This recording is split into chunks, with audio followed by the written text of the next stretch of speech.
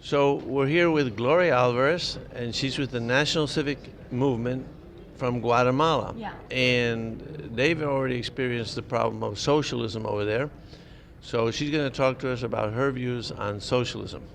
Yeah, well, first of all, our movement from 7 years ago knew that it doesn't matter what ideology goes into power if the institutions are not respected, which is what happens in Latin America, where the constitutions get constantly changed and the institutionalization is not respected.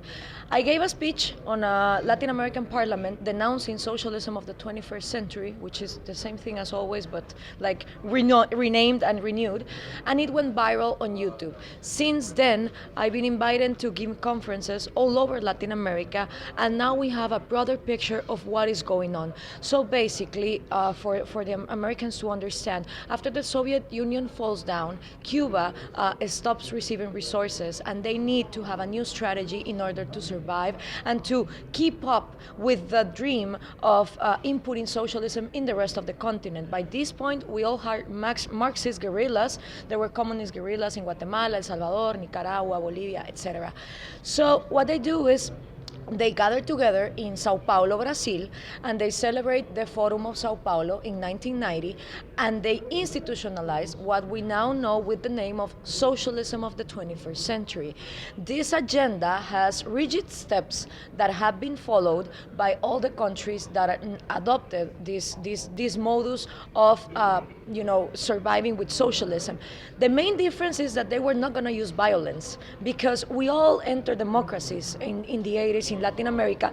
So it didn't make sense to have guerrillas and to have a violent way of getting in power. Now they would have to use elections. And by using elections, they started using populism, which is a mechanism of manipulation of the masses. Is this message of us versus them. You're poor because someone is rich. And you start with this class fight that Marx institutionalized in the manifesto. And with this, Hugo Chavez gets in power in 1998, and the money that the Soviet Union was not giving anymore, the oil of Venezuela started to give, and that's how they have been implementing in more than 10 countries socialism of the 21st century. So we have a similar situation here in the States where we're not going to get socialism through a military coup, but we could get it through an election if Bernie Sanders was elected, although it looks more doubtful. Let's talk about what is socialism so that people can understand the difference between socialism and capitalism. Okay, socialism is an economic and political notion that the government and the public office is way more efficient and intelligent as to control the economy. It has this perception that the bureaucrat in power somehow has way more information than the average citizen in order to, let's say, control prices or administer different businesses. So everything is allowed. You can expropriate, you can take away businesses from different hands, and the government taking control of that and putting price controls, putting quotas, prohibiting to do transactions, subsidies. Well, in Argentina, you couldn't even have dollars because that became a crime. I mean, there's a lot of regulations. And the notion is that you are doing it for the common good. So what happens in reality is that the individual, which is the most important of all minorities, gets their life, their private property, and their liberties completely violated in the name of this common good that, of course, never arises, never comes. We have seen socialism fail in every continent of the planet, but still, when there's ignorance and when there are people who resent the way of competition or free market ideas, then it can arise.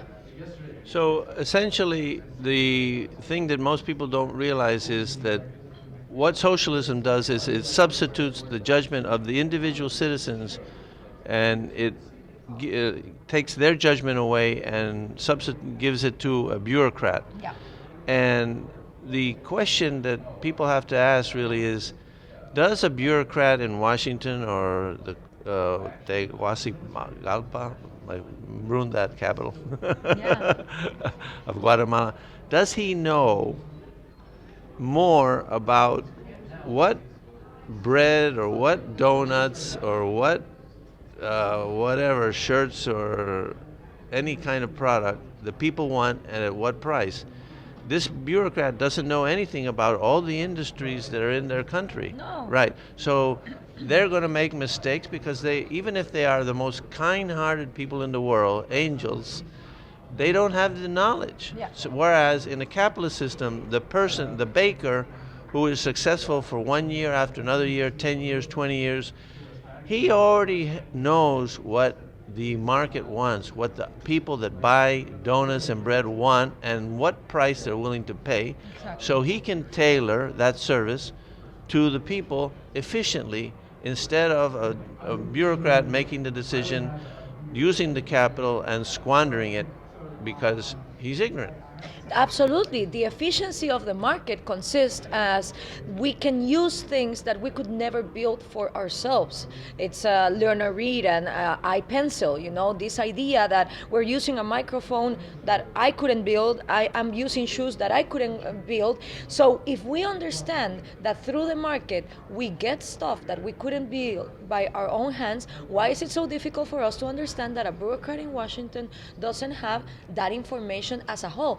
And it's not only good intentions. The problem is you give them absolute power. And there's no way, it doesn't matter how good intentioned you are, that with absolute power, you won't absolutely be corrupted. And that is what ends up happening with socialist leaders. That's why you see that Hugo Chavez and his friends lived like kings. Fidel Castro and his friends lived like kings, because it's what George Orwell described in Animal Farm. Once the pigs get rid of the human, but they are in power, then everything is for them. The only ones who can transact and be in the market and have liberties are this small group at expense of the greatest nation, which, if you come to think about it, cannot be in the best interest of common good.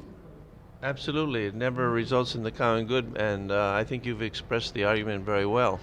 So the other thing that happens when you transfer the power to the bureaucrat is that if the bureaucrat makes a mistake and allocates capital incorrectly, his bank account is not affected, right?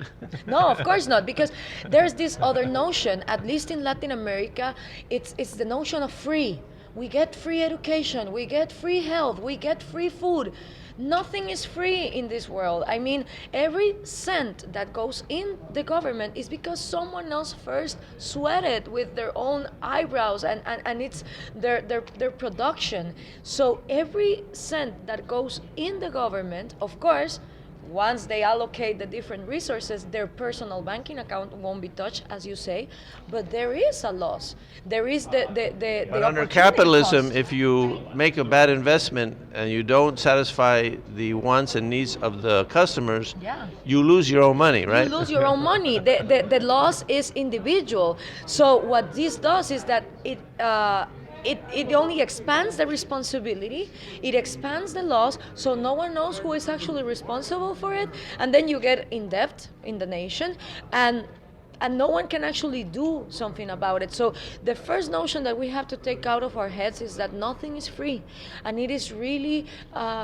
unethical from politicians and civil society leaders to be saying we demand free stuff. There's no such thing as that. Yes, the difference between a child and a grown-up is that a grown-up knows that you have to earn the things that you want, and the child expects to get them for free. Yeah. And so these people are basically at a child level when they think they're just going to get manna from heaven, Yeah. because they're ignoring the basic fact of reality that you have to earn what you want in life. I would say not only in the economic sphere, but in every sphere. Definitely. So in personal relations, in friendships, in love relationships, whatever, you have to earn the love. You have to earn the money. You have to earn the knowledge. Yeah. You have to make the effort to understand, like you have, all these more or less complex political theory ideas. So I congratulate you for having done that. Now, there may be one thing I'd like to cover besides that, which is there's another way in which you can bring into socialism. It's the one which is threatening the United States, which is you can increase the taxes so that the government takes more of the money and spends more of the money that was earned by the citizens. And so each time you do that, there's less and less freedom because you cannot spend, allocate, or invest your own money the way you think you should, Yeah. because the government already took it away from you. Yeah, that is actually the way that you start implementing socialism of the 21st century via a democratic election, because you cannot come and with violence expropriate. That comes later. The first thing you do is increment taxes and also public employment, because what you do with this new money is that you create more offices, more public offices, so you start like buying allies. You have more citizens working for the system, so it's more difficult to rebel from it because they are benefiting in the short term from the sacrifice that you're doing in the long term. Yeah, you create a constituency to support this socialistic movement, say like the government unions, where they promise them great benefits and higher wages and better pension plans than anybody could afford. And why does the government permit that? Because, well, these people are going to vote for them. So, anyway, Gloria, you are a great speaker. Thank you very and much. Considering that English is your second language, you've done a great job. Thank you very much. By the way, I speak Spanish fluently. Ah, buenísimo. Eso es increíble, qué bueno. Thank you. But I had to do this.